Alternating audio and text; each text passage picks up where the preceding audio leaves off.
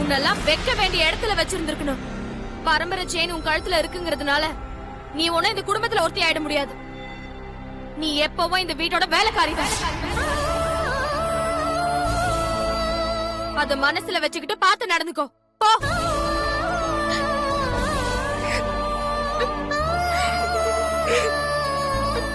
சபாஷ் ஐஸ்வர்யா, செம்ம செம்ம கலக்கிட்ட. அந்த சமையல்காரர்கிட்ட எப்பவும் இதே மாதிரி நடந்துக்கோ.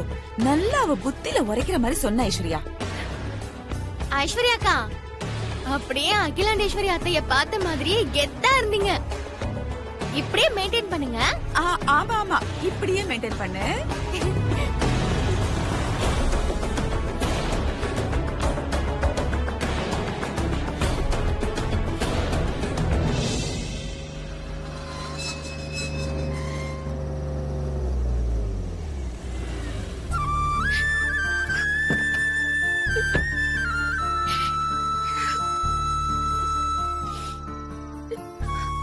அண்ணி ஒரு நிமிஷம் நில்லுங்க.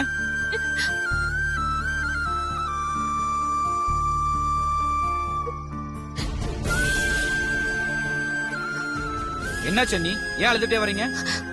ஒண்ணும் இல்ல சின்னையா. ஒண்ணு இல்லாம யாராவது அழுவாங்களா அண்ணி? என்ன விஷயம் என்கிட்ட சொல்லுங்க. அதான் ஒண்ணும் இல்லன்னு சொல்றதா சின்னையா. பழைய விடுங்க.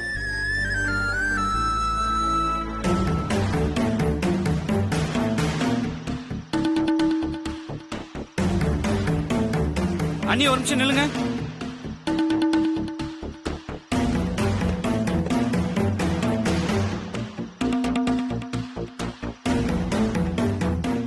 அண்ணி ஒண்ணு இல்லைன்னு சொல்றீங்க. உங்க கன்னத்துல விரல் பதிஞ்சு கண்ணி போயிருக்கு. அது எப்படி? இதுக்கப்புறம் கூட ஒண்ணு இல்லைன்னு என்கிட்ட போய் சொல்ல போறீங்களா அண்ணி? என்ன நடந்ததுன்னு என்கிட்ட சொல்லுங்க அண்ணி. ப்ரோ திரும்பி வர வரைக்கும் உங்களை பத்திரமா பாத்துக்க சொல்லிருக்காரு. உங்களை கெஞ்சி கேட்டுக்கிறேன், என்ன நடந்ததுன்னு கொஞ்சம் சொல்லுங்க. தயவு செஞ்சு என்ன எதுவும் கேட்காதீங்க சின்னையா.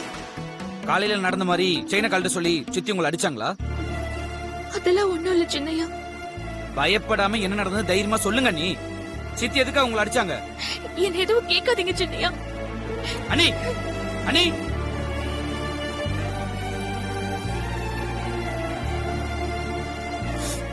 சித்தி, வர வர உங்க ஆட்டத்துக்கு அளவில்லாம போச்சு. இந்த வர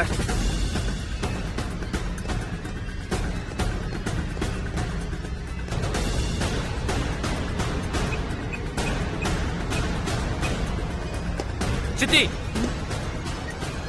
என்ன அருண், ஏன் இவ்வளவு கோவமா வர? என்னாச்சு? என்ன சித்தி எதுவும் தெரியாத மாதிரி நடிக்கிறீங்க? என்ன நடந்ததுன்னு உங்களுக்கு தெரியாதா? என்ன அருண், எதுக்கு இப்படி வந்து சத்தம் போட்டுட்டு இருக்க? நீ கேக்குறத பார்த்தா என்னமோ உன் கோவம் என் மேலதாங்கிற மாதிரி இருக்கு. நீ கோவப்படுற அளவுக்கு நான் உன் விஷயத்த தலையிடலையே. உங்களை நீங்க மாத்திக்கவே மாட்டீங்களா சித்தி? எப்படி எப்படியோ இருந்தா நான் கூட மாறிட்டேன். நீங்க என்ன இப்படியா இருக்கீங்க? நீ என்ன சொல்றன்னு எனக்கு புரியல அருண். நான் எதுக்கு மாறணும்? யாருக்காக மாறணும்? இல்ல உன் பிரச்சனை தான் என்ன? இப்ப எதுக்கு இங்க வந்து சத்தம் போட்டுட்டு இருக்க? நான் சத்தம் மட்டும் உங்களுக்கு கோவம் வருதுல்ல, அதே மாதிரி தானே மத்தவங்களுக்கு இருக்கும். இதை ஏன் நீங்க நினைச்சு பார்க்க மாட்டேங்கிறீங்க? எதிர்த்து பேசாம அமைதியா போனா நீங்க என்ன வேணா பண்ணுவீங்களா? உங்களுக்கு எல்லாம் மனசாட்சியே இல்ல சித்தி. அருண், முதல்ல என்ன நடந்துச்சுன்னு சொல்லு. அத சொல்லாம நீ பாட்டுக்கு வந்ததுல இருந்து தாம் தூம்னு குதிக்கிற, மனசாட்சி அது இதுன்னு பேசுற. உன் கோவத்துக்கான காரணம் என்ன? அத சொல்லு. பார்வதி எதுக்காக அடிச்சீங்க சித்தி? பார்வதிய நான் அடிச்சனா? என்ன பாக்குறீங்க? படிக்கிற பசங்களை பாடம் சொல்லி கொடுக்கிற டீச்சர் கூட அடிக்க கூடாதுன்னு சட்டம் சொல்லுது. ஆனா நீங்க நம்ம வீட்ல வேலை பாக்குற பார்வதியா எதுக்கு எடுத்தாலும் அடிக்கிறதும் திட்டுறதுமா இருக்கீங்க. பார்வதி ஒண்ணும் அடிமை இல்ல சித்தி, அத மனசுல வச்சுக்கோங்க. நான் பார்வதிய அடிச்சத நீ பாத்தியா? இல்ல அவ வந்து உன்கிட்ட நான் தான் அடிச்சேன்னு சொன்னாளா? பார்வதி மேல நீங்க எவ்வளவு பழிய சுமத்தி பார்வதி இந்த வீட்டை விட்டு போற நிலைமை கூட வந்தாலும் உங்களை எல்லாம் காட்டி கொடுக்கல சித்தி. ஏன்னா பார்வதி மத்தவங்க பண்ற தப்ப மன்னிச்சு விடுற பெரிய மனசு. இதெல்லாம் உங்களுக்கு எங்க புரிய போகுது? இப்ப கூட பார்வதி அழுதுட்டு தான் வந்தா. நான் என்னாச்சு ஏதாச்சுன்னு கேட்டேன். ஒண்ணு இல்ல சின்னையான்னு போயிட்டா. அவ கன்னத்துல இருக்கிற கைவிரல் தடம்தான் நீங்க தான் அடிச்சிருப்பீங்கன்னு எனக்கு காட்டி கொடுத்துச்சு. ஓ, உனக்கு கைரேகையெல்லாம் பார்க்க தெரியுமா? அப்ப கொஞ்சம் சரியா பார்க்க கத்துக்கோ. ஏன்னா அவ கன்னத்துல பதிஞ்சிருந்த ரேகை என்னோடது இல்லப்பா, உன் பொண்டாட்டியோடது. பார்வதிய அடிச்சது ஐஸ்வர்யா. உனக்கு ஏதாவது கேட்கணும்னா உன் பொண்டாட்டிய போய் கேளு. இங்க வந்து சத்தம் போடாத. என்ன சித்தி, உண்மைதான் சொல்றீங்களா? அருண், உண்மையா இல்லையான்னு உன் பொண்டாட்டிய போய் கேளு. ம், பழைய ஐஸ்வர்யாவா இருந்தா நீங்க சொன்ன உடனே நான் நம்பியிருப்பேன். ஐஸ்வர்யா மாதிரி ரொம்ப காலம் ஆச்சு. இப்ப ஐஸ்வர்யாவும் பார்வதியும் குட் ஃப்ரெண்ட்ஸ். அதான் கேட்டேன். ஆமாப்பா, உன் பொண்டாட்டி ரொம்ப நல்லவதான். என் மேலதான் உனக்கு நம்பிக்கை இல்லைல்ல? உன் பொண்டாட்டி தான் இவ்வளவு நம்புறியே, போ அவகிட்டே போய் கேட்டு தெரிஞ்சுக்கோ. என்கிட்ட ஏன் பேசிட்டு இருக்க?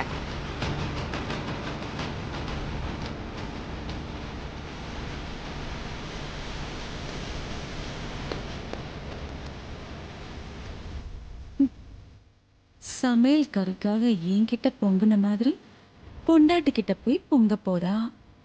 அவ பதிலுக்கு இவனை பிடிச்சு கொத்த போறா. 2 பேருக்கு நடுவுல சண்டை வரும், பிரச்சனை வரும். அதுவும் நம்ம ஆசைப்பட்டது தானே. கெட்டதுன்னு இந்த வீட்டுல எது நடந்தாலும் எனக்கு சந்தோஷம்தான். அடிச்சுக்கிட்டு சாவுங்கடா.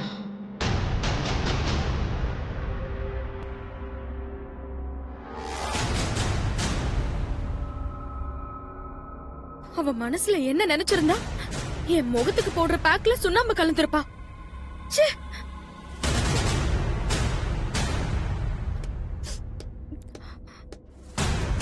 ஐஸ்வர்யா, ஐஷு, என்ன அருண், என்னாச்சு? பார்வதி அடிச்சியா? உன்னதான் கேக்குறேன். கேக்குறதுக்கு பதில் சொல்லு. பார்வதி அடிச்சியா? ஆமா, அடிச்சேன். ஏன் அப்படி பண்ண? இப்ப எதுக்கு பழைய ஐஸ்வர்யாவா மாறுற? உனக்காக நான் என்ன மாத்திக்கிட்டு அந்த சமையல்காரி கிட்ட ஃப்ரெண்டா பழகுனேன். ஆனா அந்த பார்வதி தான் தகுதியை மறந்து இந்த வீட்டு வேலைக்காரின்ற நினைப்பு கொஞ்சம் கூட இல்லாம என்கிட்டயே திமிரா நடந்துகிட்டா. அதனாலதான் அடிச்சேன். என்ன ஐஷு சொல்ற? நீ சொல்றது என்னால நம்ப முடியலையே. ஒரு நாள் கூட பார்வதி நீ சொல்ற மாதிரி நடந்திருக்க வாய்ப்பே இல்லையே. என்ன அருண், நான் சொல்றத நீ நம்ப மாட்டியா? என் முகத்தை பாரு.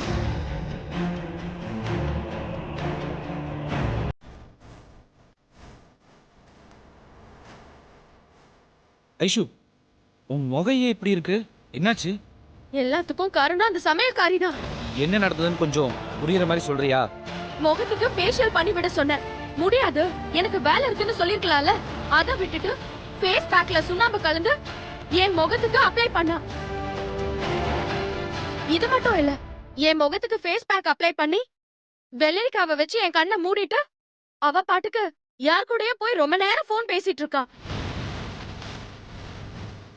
ஒரு வேலைக்காரி இப்படி திமிரா நடந்துக்கிட்டா அடிக்காம என்ன பண்றது அருண்?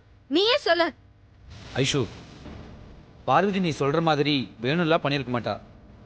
ஃபேஷியல் பேக் ரெடி பண்றப்போ கவனக்குறைவா தப்பா ஏதாவது நடந்திருக்கும். அப்புறம் நீ சொல்ற மாதிரி பார்வதி யார் கூடயோ ரொம்ப நேரம் போன்ல எல்லாம் பேசல. ப்ரோ கூட தான் போன்ல பேசிட்டு இருந்திருப்பா.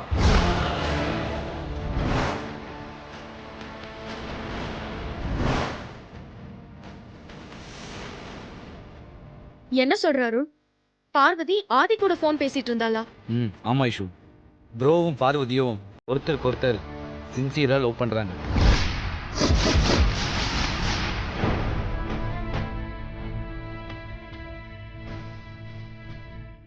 நீ சொல்றது உண்மை அருண்? இதுல பொய் சொல்றதுக்கு என்ன இருக்கு ஐஷு? இதெல்லாம் எப்ப இருந்து நடக்குது அருண்? இது ரொம்ப நாளா நடந்துகிட்டு இருக்கு ஐஷு.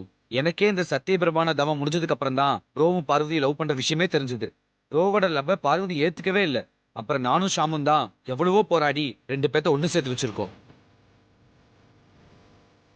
இன்னும் இப்படி பாக்குறா? ஒருவேளை அம்மாட்ட சொல்லிடுவாளோ? என்ன ஐஷு அப்படி யோசிக்கிற? இந்த விஷயம் அகில் ஆண்டிக்கு தெரிஞ்சா என்ன ஆகும்னு தெரியுமா? இங்க பாரு ஐஷு, ப்ரோ பார்வதி லவ் விஷயத்த அம்மா கிட்ட சொல்லி எப்படியாவது சம்மதம் வாங்கணும்னு நாங்க பக்காவா பிளான் போட்டுக்கிட்டு இருக்கோம். தயவு செஞ்சு அம்மா கிட்ட இதை சொல்லி குழப்பத்தை ஏற்படுத்திடாத. அப்புறம் ஒரு முக்கியமான விஷயம், இங்க பாரு ஐஷு, பார்வதி இந்த வீட்டோட வேலைக்காரி கிடையாது. கூடிய சீக்கிரம் அவளும் உன்ன மாதிரி இந்த வீட்டோட மருமகள் ஆக போறவ. அதனால எப்பவும் போல பார்வதி கூட ஃப்ரெண்டாவே இரு. பழைய ஐஸ்வர்யமா மாறிடாத.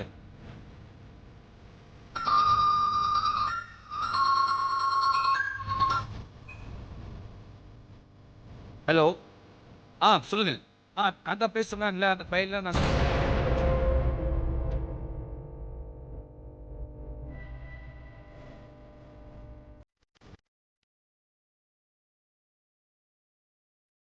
மூட மூடு.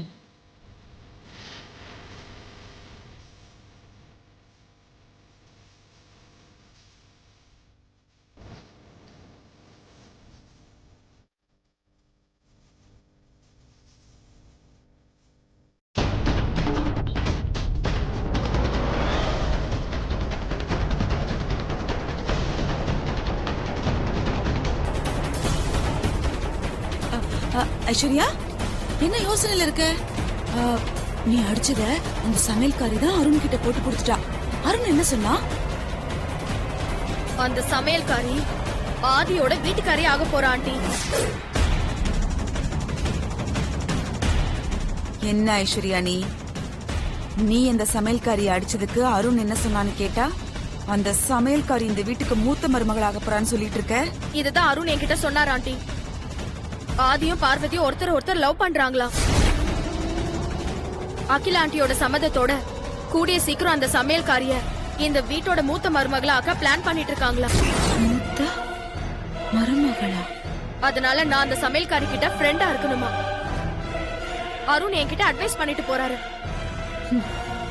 இதெல்லாம் நான் எதிர்பார்த்ததுதான் ஐஸ்வர்யா. அந்த சமையல்காரி இந்த குடும்பத்தோட பாரம்பரிய நகைய போட்டுக்கிட்டான்னா, அது ஏதோ பிசினஸ்க்காக போட்டா போய் தொலைதுன்னு விட்டுறலாம். ஆனா அவளுக்கு நம்ம குடும்பத்து முன்னோர்கள் போட்ட பரம்பரை செயின, அதுவும் அவங்க அம்மா சம்மதத்தோட ஆதித்யா போட்டு விட பார்த்தான் பாரு. அப்பவே தெரிஞ்சு போச்சு, அந்த சமையல்காரியை இந்த வீட்டோட மூத்த மருமகளாக்கணும்னு தான் அவன் பிளான் பண்ணிருக்கான். அதுக்கு உன் புருஷன் அருணும் உடந்த. இப்ப என்ன ஆண்டி பண்றது? என்னத்த பண்றது? இங்க பாரு ஐஸ்வர்யா, நீ ஒண்ணு மட்டும் ஞாபகம் வச்சுக்கோ. இந்த ஆதிக்கடவுர் குடும்பத்துல மூத்த மருமகளா வர்றவளுக்கு தான் எல்லா மரியாதையும் எல்லா அந்தஸ்தும் கிடைக்கும். ரெண்டாவது மருமகளா வர்றவ சும்மா டம்மி பீஸ், செட் ப்ராப்பர்ட்டி மாதிரி தான். எந்த பிரயோஜனமும் இருக்காது. இப்ப என்ன பாக்குறல்ல, அப்படிதான் இருக்கணும். அந்த சமையல்காரி மட்டும் ஆதிக்கு வீட்டுக்காரியாகி இந்த வீட்டுக்கு மூத்த மருமகள் ஆயிட்டா, அப்புறம் அவ அகிலாண்டேஸ்வரி ஆயிடுவா, நீ இன்னொரு வனஜாவாயிடுவ. அத நல்லா ஞாபகம் வச்சுக்கோ. அது மட்டும் இல்ல, உன் படிப்பு, அந்தஸ்து, செல்வாக்கு இது எல்லாமே இந்த வீட்ல ஒரு செல்ல காசா போயிடும். நம்ம எல்லார்கிட்டயும் கை கட்டி சேவகம் பாக்குற ஒரு டிரைவரோட பொண்ணாவ இந்த வீட்ல சமைச்சு போடுற சமையல்காரி அவ இந்த வீட்டுக்கு மூத்த மருமகள் ஆகுறதா? அப்படி எதுவும் நடக்க கூடாது. நான் நடக்கவும் விட மாட்டேன். நான் இப்பவே போய் அகில ஆண்டி கிட்ட எல்லா விஷயத்தையும் சொல்ல போறேன். ஐயோ ஐஸ்வர்யா, அவசரப்படாத. இப்ப நீ போய் இந்த விஷயத்த அக்கா கிட்ட சொன்னீன்னா அவங்க அப்படியெல்லாம் ஒண்ணுமே இல்லைன்னு சாதிச்சிருவாங்க. நம்மால இந்த விஷயத்துல ஒண்ணுமே பண்ண முடியாம போயிடும். அப்போ இத அப்படியே விட்டுடலாம்னு சொல்றீங்களா ஆண்டி? விட்டுற சொல்லல, கொஞ்சம் விட்டு பிடிக்கலாம் தான் சொல்றேன். நீங்க என்ன சொல்றீங்கன்னு எனக்கு புரியல ஆண்டி. ஆமா ஐஸ்வர்யா, அவங்க பிளான் என்னன்னு தெரியாம நாம எதை செய்ய போனாலும் அது நமக்கு எதிராக தான் முடியும். முதல்ல அவங்க பிளான் என்னன்னு நம்ம தெரிஞ்சுக்கிட்டாதான் அக்கா கிட்ட அவங்கள வசமா மாட்டி விட முடியும். Correct aunty. அதனால அவங்க ஐடியா என்னன்னு தெரிஞ்சுக்கணும்னா நம்மள ஒருத்தர் அவங்களுக்கு சாதகமா அவங்க கூட்டத்துல இருக்கணும். அதனால நீ அருணுக்கு சாதகமா அவனுக்கு பிடிச்ச மாதிரியே பேசு. அப்பதான் அங்க நடக்கிறதெல்லாம் வந்து அவன் உன்கிட்ட சொல்லுவான். நாம அவங்களுக்கு தெரியாம அது எல்லாத்தையும் கலைச்சு விட முடியும். நான் சொன்னது புரிஞ்சுதா? அவங்க விஷயம் எல்லாத்தையும் நாம தெரிஞ்சுக்கிற வரைக்கும் நம்மள ஒருத்தர் அந்த கூட்டத்துல கருப்பு ஆடா செயல்படணும். நீங்க சொல்றது சரியான ஐடியா தான் ஆண்டி. நான் அப்படியே நடந்துக்கிறேன். Very good. ஆனா ஐஸ்வர்யா, நீ ஒரு விஷயத்த மட்டும் மறந்துடாத. எந்த காரணத்தை கொண்டும் அந்த சமையல்காரி நம்ம குடும்பத்துக்கு மூத்த மருமகளா வந்துடவே கூடாது. நான் வரேன்.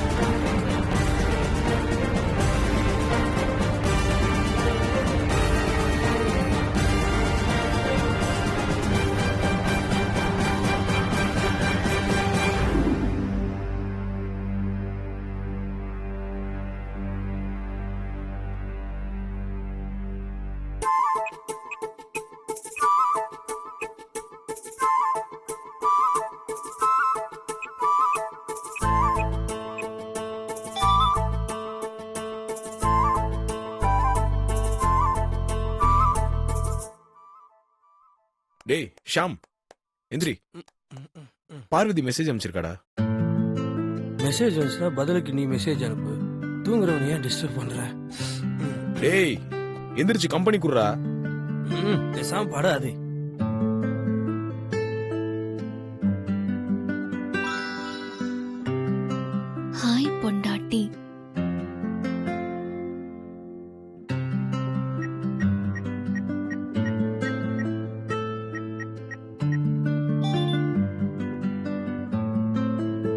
டேய் ஷாம், எனக்கு அடுத்த மெசேஜ் வந்துருச்சு.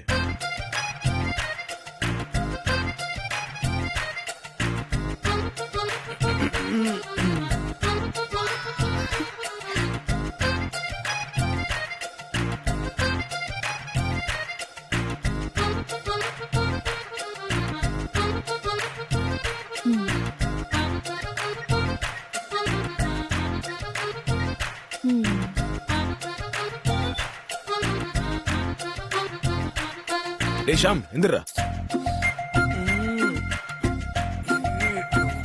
என்ன அது? டேய், என்ன கம்பெனி கொடுக்க சொன்னா நீ பாட்டு தூங்கிட்டு இருக்க. உனக்கு தான் போன்ல கம்பெனி இருக்குது இல்ல, அப்புறம் என்ன? டேய், மணி 10 தானே ஆகுது, அதுக்குள்ள என்ன தூக்கம் உனக்கு? உனக்கு போன்ல வேலை இருக்குது, அதனால நீ முடிச்சிட்டு இருக்க. நான் எதுக்காக முடிச்சிட்டு இருக்கணும்?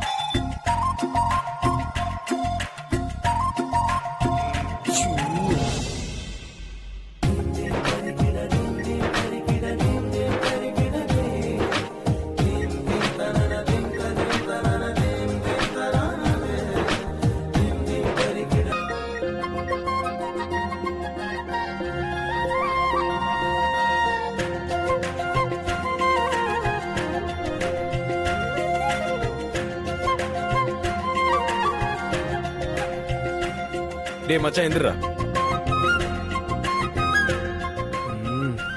என்ன இப்போ உனக்கு மெசேஜ் வரல? மெசேஜ் வர வரைக்கும் உன் கூட நான் பேசிட்டு இருக்கேன், அதானே? கிட்டத்தட்ட அதான். பதிலுக்கு மெசேஜ் வர வரைக்கும் நான் தனியா இருக்கணும்ல. உனக்கு என்ன நான் டைம் பாஸா? உன் காதலுக்கு நான் ஊருகா. என்ன கொஞ்சம் தூங்க விடுங்க சாமி. உங்க ஆட்டத்துக்கு நான் ஆள் இல்ல.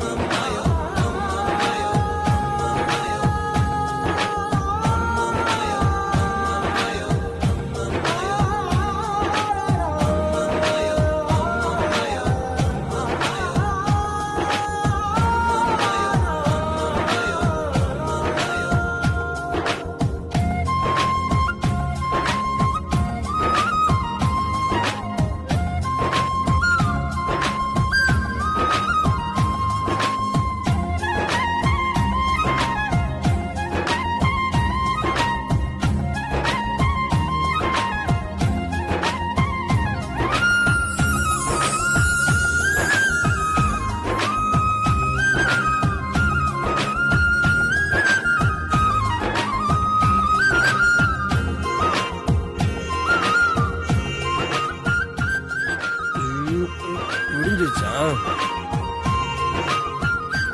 என்ன விடிய விடியவா? எல்லாம் தூங்குற நேரத்துல கண் முழிச்சிட்டு எல்லாம் கண்ணு முழிச்சு எந்திரிக்கிற நேரத்துல தூங்க போறியா? நடத்துங்க நடத்துங்க. எப்பா நைட்டெல்லாம் தூங்க வாடா விட்டீங்க. இந்த மாமனோட மனசு மல்லியப்பூ போலே பொன்னானது.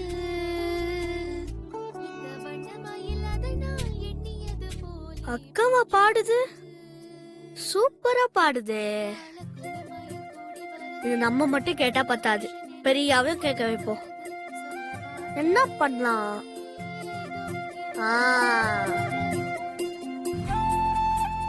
இந்த வண்ணமயில் அதனால் எண்ணியது போலே பூச்சூடுது.